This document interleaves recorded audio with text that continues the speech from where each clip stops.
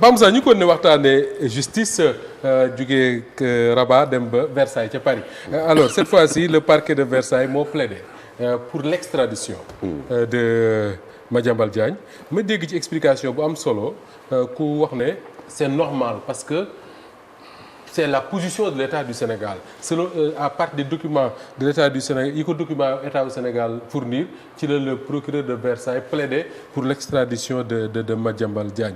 Déjà est-ce qu'on peut avoir cet entendement de cette affaire beneen bi ma la bëgg a laaj Pape Moussa mooy est-ce que tey da nga jàpp ne ñi ngi jege si ñibbisiwu Madiambal. waaw pour question bi njëkk bi. je ne pense pas parce que la position de l'État du Sénégal. parfois même parquet au Sénégal sax du ko respecté du ko topp. combien de fois Ousmane Sonko war a dem c'est le parquet qui dit que nañ ko libéré am na fi Cour suprême. si on s'en rappelle. bi ñu doon wax naan nañ ko génne ci fichier bi bu ñu ko génne. parquet wu Cour suprême moom moo doon dem à l'encontre de l'État du Sénégal. oui qui avait une autre position. donc kon bu dee parquet au Sénégal mën na dem à l'encontre de la position de l'État du Sénégal.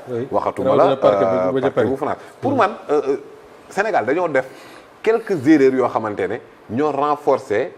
Madiambal ci position am jox ko ay argument. ah oui n'eût été les interventions de la gendarmerie chez Maïmouna Ndour et Babacar Fall je ne pense pas que ni dina am argument parce que discuter nañ ko fii. critères yi nga xamante ne ñoom ñoo mën a faciliter extradition Madiambal amu ci woon benn argument c'est pas un dossier politique ce n'est pas lié à sa fonction de journaliste. am na double criminalité c'est-à-dire li ñu koy toppee fii bañ nañ ko foofu. et dans le cadre de la procédure amul lenn loo xamante ne violé na les droits de la défense alors je sais pas est-ce qu'il l'a fait sciemment ou pas mais def na provocation gars yi répondre ñu ne xoolal journaliste bee waroon maa interview xoolal ni ñu koy def kii bu mu yooyee nga xanaa dañ may rey et en toute vraisemblance il a des arguments alors que je pense que ni loolu matu ko fi woon ana procédure yooyu noonu ana journaliste yi ñu woote woon fan la mujjee je pense que ni yooyu noonu ay erreur la mais le dossier en faveur de l'extradition moom c'est en béton amul lu mu ci mën a dindi d'autant plus que lii ñu koy toppee ay éléments la léegi nag effectivement justice française dina laajte supplément d'infos et cetera yooyu yëpp def nañ ko léegi bu procureur jële bii rek parce que daf ko bett daf leen xaw a bett nag boo xoolee ñoom seen i argument de défense ak yooyu ñoom rek ñëpp la bett. voilà ñu bari la bett bokk. donc bu ko justice bi tonto moom impérativement day parce que waxaguñ ne moo def wala deful. xam nga Madiambal ba léegi neewuñ ko coupable de quoi que ce soit. du tout. donc comme que moom dafa jël nee na pour des questions de stratégie xaw ma lan renforcer défense am moom moo tax mu dem. mais tey jii nii demande d'extradition bi nga xamante ne Sénégal def na ko te bizarrement on a convoqué d'autres hein. looloo tax man parfois gars yi affaire bi daf may jaaxal Amadou Sall dañ ko convoqué mu bañ. pourquoi on n'a pas lancé de mandat d'arrêt international contre lui Amadou Sall amul mandat d'arrêt. amul kenn waxul extradition. or moom moo gën a jege Madiambal sax je pense qu'il est au Maroc. waaw bi ñu ko mujjee dégg foofu la ñu waxoon. waaw mais pour léegi 2 poids 2 mesures boobu lan moo ko waral moom. alors léegi nag comme procureur wax na justice sénégalaise aussi. ñoom ñi ngi xaar bu ñëw pour mën a def procès bi léegi bu justice bi toppee li procureur wax ba léegi des na nag. parce que loolu laal bëgg a laaj bu juge bi toppee li ko procureur bu Versailles demandé nee nañ extradé même bu nee oui. am na leneen lu des. le gouvernement français. à travers le ministère de la justice. moom mooy joxe nag maintenant. le premier ministre français moo ko war a signé. waaw c'est le gouvernement. oui donc kon l'aspect judiciaire mën na jàll sax yeneen aspect intervenir mais jàpp naa ne li tax débat am ci li tax mu xaw a am des arguments de défense dem Versailles wax loolu yëpp ñoo ko may te boo xoolee même bu génnee yooyu rek lay waxaat kon ñuy têter ces éléments là il n'allait pas avoir d'argument pour wax. pourtant Pape Moussa li ngay wax ni wax nañ ko fi ci suñu ay live ay chroniques que ni la défense de Madiambal justement li ñu nekk de mooy organiser pour jël toutes les déclarations les écrits les posts Facebook yi ñuy def yi même yi d'autres Sénégal def sur ça. yóbbu ko wala ay capture d'écran rek. ci Facebook bi. boo gisee kenn ku nekk fi mu laa wax Madiambal benn affaire sax di capturer delloowaat ci dossier. pour essayer de faire comprendre qu'il est. que bu ñëwee fii serait en danger. voilà justice revanchard moo fa am ay nit ñu ko xaare ñoo fa nekk ay kii nangam alors que ñëpp xam nañ ne loolu existé wul. mais malheureusement. alors est-ce que d'accord nga pour extradition wu Madiambal fii ci Sénégal ne serait-ce que pour mu ñëw jàkkaarloog yoonu réew. non xam tout à l'heure maa ngi dégg muy wax mais je suis pas d'accord ak fu mu waxee. parce que tey sooy demee benn dëkk nay demander comment dirais-je encore le mot là. asile. waaw asile asylum seeker moo nekk sama xel quoi. sooy demander réfugié asile da ngay xool lépp loo xam ne mën na ko jël na dugg sa dossier comme par exemple soo nekk dirigeant na am ay photo tout ça police jàpp la. parce que man je me rappelle en l'an 2000 en 99. dama waxoon su Abdou gagné élection yi damay dem demander asylum seeker. asile parce que j'avais des journaux. yoo xam ne on avait écrit mon nom on m'appelait Kabila au Delafosse. j'étais leader du mouvement élève ñu tuddee ma Kabila. en 97 donc yoroon naa ay journaux ay articles Souleymane Niang moo nekkoon temps Nostalgie moo dafay. tout ça ñu mun interviewé donc. amoon naa journaux yu bëri quoi élément assez d'éléments pour dem mais tey c'est-à-dire que la preuve c'est quoi c'est-à-dire que aujourd'hui on doit se poser une question est-ce qu'on veut une justice rendue au nom d'un parti État ou bien une justice rendue au nom d'un État parce que tout à l'heure lu mu wax am na y a des gens dans Pastef ñooy jënn attaqué c'est de hautes personnalités Madiambel Diagne c'est-à-dire moo tax seen dëkk État man je pense que tout dirigeant qui aspire à diriger ce pays directeur ministre war na am benn coach ñu lay jàngal lan mooy le pouvoir est-ce que foo war a waxee ak foo warul waxee tey su amul wax boobu yëpp Madiambel du am temps boobu c'est-à-dire que tamit nit su xamee man je suis pas avec lui xamul lan la def mais du nekkul dama koy faral mais moom day xool nan lay jéem a génne si situation boobu. les failles c'est-à-dire que il est entré am na benn France bu ko waxoon Edouard Balladur il faut étouffer une affaire si benn affaire. yi ñu créé benn affaire léegi moom mu créé beneen affaire pour indi beneen problème mooy lan su demee mu ne sama dëkk je suis persécuté la preuve dinaa def émission ni jàpp même lu fay jékki-jékki Babacar Fall ni woo ko.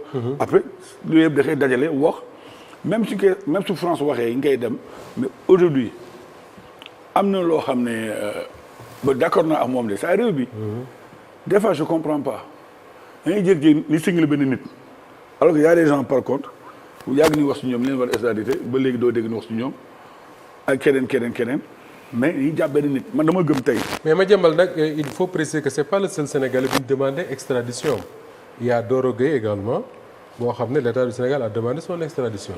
ma nga France aussi. voilà mais xam loolu mais xam Madiambal c'est quelqu'un boo xam ne peut-être dafa siiw. en plus du cuune ah xam na gars yi il a ça même su amul influence mais il est en train de créer de l'influence sur sa communication parce que saa bu waxee nga gis gars yi attaqué ko gars yi jël ko def ko benn livre de chevet def ko comme genre Bible wala Coran alors que peut-être que lu mu wax du noonu peut-être loolu peut-être que il est fort aussi dans cette capacité de faire parler les gens. D'accord. loolu mooy le problème mais lu ma gëm rek. képp koo xam ne man laa wax képp koo xam ne jël na les deniers publics tamit dafa def fay. ak koo mu doon parce que imagine la dame qui se lève à 4 heures du matin qui vient balayer Walfadjri balayer bureau yi. na gis booy di daw si mbedd bi di dàqi oto pour embouteillage am na jaay benn carton jaay benn lii. saa waay man fu mu munti far bool mu nekk kooku dafa rendre compte parce que dama gëm que nit sooy servir on war a servir comme il se doit mais malheureusement dafa am ni ñuy wooyee la transcendance du pouvoir avec le pouvoir les gens changent les gens deviennent autrement te man dama gëm entre Dieu et nous il y a aucun intercesseur et l'intention se fera au moment où Dieu en a décidera. D'accord alors l'extradition de Madiambal Pape Moussa li mu ñu expliqué sax mooy jegeegul mais en attendant lii René Pierre wax sànq dañ ko seetlu ci mbiru Madiambal mooy à chaque fois il crée des affaires dans l'affaire cette fois-ci bi mu génnee il a tout de suite commencé à parler de Ousmane Sonko plainte Cheikh Diba xaw ma jabaru Cheikh Diba etc. Est-ce que finalement dans cette affaire-là on se perd quand est-ce que mbiru Madiambal ñu réglé ko ci réew mi. non en fait xam nga tey jii su ma déggee ñuy wax ci Madiambal sax. di utiliser des termes un peu élogieux comme genre stratège la wala non. li muy def nii mel na ne stratège la. en fait la ma yàlla baal. c'est pas un terme que je dois utiliser du nit ku baax tout simplement. parce que xam nga ñii dañuy fàtte lu fi xew. xam nga dafa am fii lu fi xew ci dëkk bi kenn mënu ko fàtte. on a tué des personnes. oui yu bëree. bëri. te moom ak ñu mel ni moom bëri nañ fi ci ñoo xamante ni dañu doon envenimer dañu doon pousser gouvernement bi pour mu def lu mel noonu maanaam rey leen dóor leen tëj leen. xam nga bi ñu jógee ci deuxième guerre mondiale ñi nga xamante ne waxuma la ñi nga xamante ni dañoo participer woon ci génocide du juif yi rek de. mais ñi nga xamante ne dañ doon xamb sax dafa am ay daan yoo xam ne dañ leen ko teg. tey jii j'ai vu en France il y a 3 jours dafa am benn avocat deux personnes c'est des Israéliens. France la ñu nekkoon. parquet bi dañu ne pour la première fois dafa def mandat d'amener parce que dañoo instant yi newuñu France ñi ngi en Israël. pour ñu indi leen àtte leen ba gars yi gis avancé bu majeur. parce que lan lañ doon def dañ doon nekk ci télé yi nañu def lii waa Gaza nañu def lële loolu rek lañ doon def donc gis nga Pastef gii ñuy wax naan justice vengeresse dafa bëgg a def. man moom su ma newoon ministre de la justice li may wax toujours et je l'assume ci première semaine ba. am na ñoo xamante ni si la ñuy liggéeyante seen kaa teg leen parce que ñoom ñoo tax fii ñu rey nit ñi parce que seen poche lañ doon defar en même temps gis nga ñi ñuy wax ni yëpp c'est des gens qui en ont profité pour s'enrichir am na détails yoo xam du ma ci dugg parce que man am na si yoo xamante ne xam naa ci lu bëri dans le cadre de l'exercice de mes fonctions malheureusement mënu ma ci sori parce que pour des questions de secret professionnel mais ñu si bëri bu ñu leen toppoon pour li nga xamante ne crime de sang yoo xamante ne ñoom dañu si jouer rôle ak crime économique yi heure bii ci kaso bi la doon fekk man de je le dis haut et fort su nekkoon maa nekk place su président de la République wala premier ministre wala ministre de la justice balaa maa lijjanti ay waxi sax ay justice nii dama leen ñii yóbbul ma leen fële pendant 2 ans 3 ans. du doxee noonu di man noonu laa koy doxalee. noonu laa koy doxalee man je le dis noonu laa koy doxalee xam nga maintenant sur la question de l'extradition xam nga extradition souvent c'est des questions à la limite politique. parce que état yi dañ ciy intervenir xam nga. Parfois dañuy wax justice française parfois les juges également ils se rebiffent comme ils se rebiffent au Sénégal ils se rebiffent en France. Oui. Mais la France en tant qu'État peut faire du dilatoire xam nga boo bëggee dégg-dégg changement bi am neexul État européen yu bëri rawatina ñoom suñuy partenaires. suñuy anciens partenaires. Donc qu'est-ce qu'ils vont faire le gars ils l'ont fait pour d'autres pays tey jii boo demee Algérie. am na ay anciens ministres yoo xamante ne dañ leen a accuser ay détournement ñu dem toog France. L'Algérie a demandé l'extradition la France refuse moo tax boo gisee bras de fer yi am diggante Algérie et France xam nga lu koy waral. benn français benn franco-algérien bu def benn affaire biir France. français ne dañ koy delloo Algérie. algérien bañ ñu du fi dugg. xam nga pourquoi dañ naa leen yéen am na suñu doomu réew ma fa nekk dañ ko soxla pour indi ko fii ngeen bañ. donc ñun tamit ki ngeen bëgg a delloo ci biir réew mi duñ ko fi dugg donc il y a ce jeu là derrière mooy que ni souvent dañuy utiliser ñenn ñi. pour ñu baleen foofu ñuy attaquer état du Sénégal est-ce que gis nga français bu toog fii nii di attaquer état du Sénégal depuis di attaquer état France gis nga ko mosoo ko gis pourquoi il laisse ces gens-là rester là-bas à attaquer nos pays mais à mon avis il y a des choses il faut les régler xam nga man Kagame loolu la ma neexee gis nga am na yoo xam ne boo koy def di ko sonal fa nga nekk la lay fekk régler affaire bi te coow du jib donc il y a des choses yoo xamante ne Madiambal ce qu'il a fait dans ce pays tout le monde le sait lan lay daw bu fekkee jàpp na deful dara et pour te dire que y a pas une justice vengeresse je pense que pour le moment c'est son fils qui a été pris a été libéré. nee na son fils a été manipulé ba mu porté ko plainte. dégg nga moom moo wax loolu de. kon de l'état du Pastef est fort bu dee état du Pastef la moo mën a dem ma manipuler doomam je pense que am na ñeneen ñu ci bokkoon libéré nañu parce que jàpp nañ ne pour le moment parce que justice gis nañ fi dans un autre dossier bëgg mu dugg ci daay boobu ku ñu fi libéré woon bàyyi ko demaat jëlaat ko dem yóbbu ko peut-être que justice mën a doxee noonu mais pour le moment c'est des personnes qui ont été libérées jàpp naa ne bu fekkoon justice dafa jàpp ni ñii dañoo def am na ci ay preuves yu leer du leen bàyyi. donc bu doon vengeance moo ci nekk it jàpp na ni kii doom la duñ ko bàyyi dañ koy kii donc moi je pense que c'est une personne sournoise qui a fait du mal pendant des années qui en a profité pour beaucoup de choses léegi ñemewul assumer problème am na mu dem daw toog fële léegi lu muy def mooy naa génn France wax en espérant que la France le protège mais na xam ni loolu ce ne sera pas éternel. D'accord. Soit France indi ko wala l'état du Sénégal jàpp naa ne war na wut ay moyens yoo xam dina ko jël indi ko fii teg ko ci réew mi ñu àtte ko. mais c'est-à-dire que wala on avance. non su ma déggee mu wax. J'ai l'impression que Waly Bodian est son maître à penser. Parce que kon il a un beau maître. Non, son maître à penser. Parce que su ma déggee ay termes. C'est-à-dire qu'aujourd'hui, c'est comme la mémoire, elle est sélective. C'est-à-dire que je ne vais pas revenir pour dire ce qu'ils ont dit dans le passé. Avec un langage odoreux, rififi bordélique, ça on a ça du foofu. Mais pour dire que ça c'est pas avec la vengeance. Il a qualifié de quelqu'un de sournois.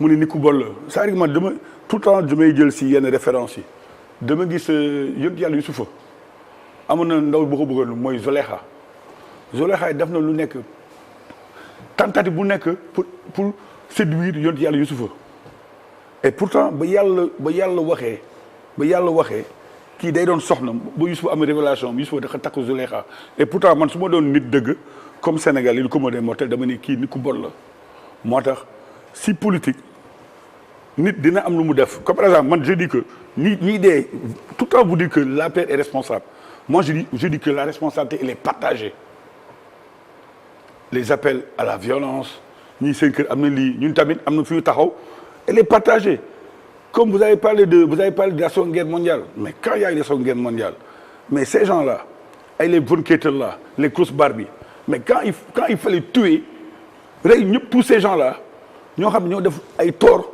mais les Allemands sont dit que lii su ko ne on va tuer tout le monde et la même chose s'est passée en Afrique du Sud avec Frédéric Leclerc et Nelson Mandela bay un prix Nobel de la paix. Réconciliation et vérité. Il y a eu des procès après. D'accord même si en Afrique du Sud il y a eu la réconciliation. mais fii la mooy le problème mais ils ont au moins fait la lumière. mais sur ce qui s'est passé. mais fii la mooy le problème. c'est-à-dire que fii damay j'ai l'impression que dañuy taf yëngal dañuy dégg bum bum bum rek après gars yi reculer dañuy dégg benn coow gars yi reculer. c'est-à-dire les Sénégalais. il va jamais au fond des choses. D'accord. dañuy wax nii rek mais c'est-à-dire man d'accord naa man très sincèrement. je veux qu'il y ait une lumière sur toute chose. Oui, il faut aller au fond. mais malheureusement ñoom ñoo des pouvoirs. alors Abdoulaye dans cette affaire-là Rémi Pierre moo ko wax